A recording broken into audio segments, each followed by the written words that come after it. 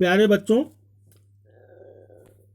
संचयन भाग 2 के प्रथम पाठ हरिहर काका कहानी में, जो कि मिथिलेश्वर द्वारा लिखित है, पिछले प्रकरणों में चर्चा करते हुए हमने आपसे प्रश्न संख्या 1 से लेकर के 7 तक का विचार विमर्श कर लिया था। अब आइए आज 8वां प्रश्न देखते हैं कि समाज में रिश्तों की क्या अहमियत है। इस विषय पर अपने विचार प्रकट कीजिए। तो उत्तर होगा, समाज में संबंधों दो तरह से परिभाषित किया जाता है संबंधों को। एक आर्थिक संबंध, दूसरा भावनात्मक संबंध। आर्थिक संबंध का तात्पर्य ये है जिससे हम व्यवसायिक तात्पर्य बनाते हैं, जैसे दुकानदार और ग्राहक का संबंध, मकान मालिक और किराएदार का संबंध, अधिकारी और कर्मचारी का संबंध, एक संबंध इस तरह के होते हैं। दूसरे होते हैं भावनात्मक संबंध, यानी कि हमारा पड़ोसियों से व्यवहार, हमारा अपने रिश्तेदारों से संबंध, हमारा अपने परिवार के लोगों से संबंध, हमारा अपने मित्रों से संबंध। तो आर्थिक संबंधों में संवेदना एवं भावनाओं का अभाव होता है। जो आर्थिक संबंध होते हैं जैसे दुकानदार और मकान ग्राहक या कर्मचारी और अधिकारी, तो यहाँ भावनाएं काम नहीं करती हैं। यहाँ पर केवल जिस काम के लिए हमारे संबंध जुड़े हैं हम उस काम की बात करते हैं। इसके अलावा किसके मन में क्या चल रहा है, सुख या दुख का भाव कौन महसूस कर रहा है, इन सब चीज़ों की परवाह इन संबंधों में नहीं की जाती है।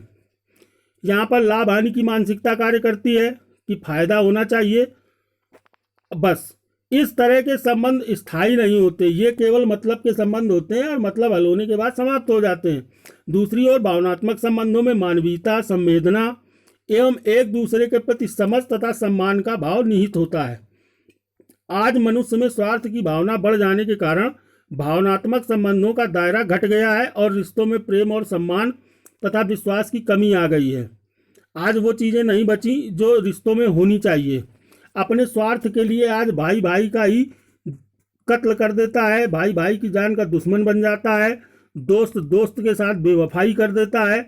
इस तरह से आज समाज में आपसी प्रेम और सम्मान कम हो गए हैं और व्यवसायिक रिश्ते जो है वो भावनात्मक रिश्तों पर हावी होने लगे हैं। तो ये हम लिखेंगे पहले प्रश्न के उत्तर में, जो हमारा 8वां प्रश्न था।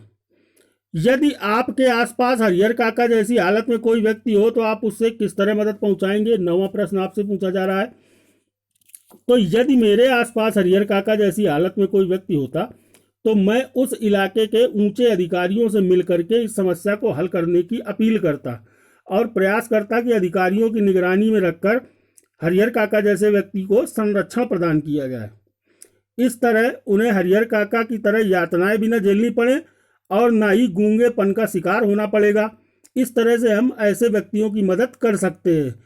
आज तो मीडिया इतना सक्षम हो गया है कि हम उनकी बातों को मीडिया तक पहुंचा सकते हैं, न्यूज़ चैनलों तक प्रसारित कर सकते हैं, जिससे घर बैठे सोए हुए अधिकारियों के कान खड़े हो जाएं और वो उस समस्या के प्रति जागरूक हो सके। तो इस तरह से आज तमाम साधन मौजूद है ऐसे असहाय लोगों की सहायता करने के लिए।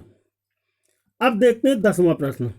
हरिहर काका के गांव में यदि मीडिया की पहुंच होती तो उनकी क्या स्थिति होती, अपने शब्दों में लिखिए। अब देखिए आज मीडिया की भी बात आ गई इस 10वें प्रश्न में।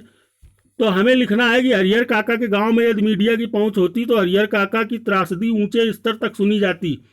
छोटे से लेकर बड़े अधिकारी तक सब लोग उनकी बात सुनते उस मीडिया के माध्यम से और समस्या पर तत्काल कार्रवाई कर दी जाती। मीडिया अपने माध्यम से हरिहर काका की समस्या को आम जनता के बीच लाकर उसे ज्वलंत बना देता, जैसा कि आजकल न्यूज़ चैनलों में हो रहा है। आप देख रहे हैं जो साधुओं की हत्या हुई जो महाराष्ट्र में, कितना मीडिया में उसके पीछे बवाल मचा हुआ है।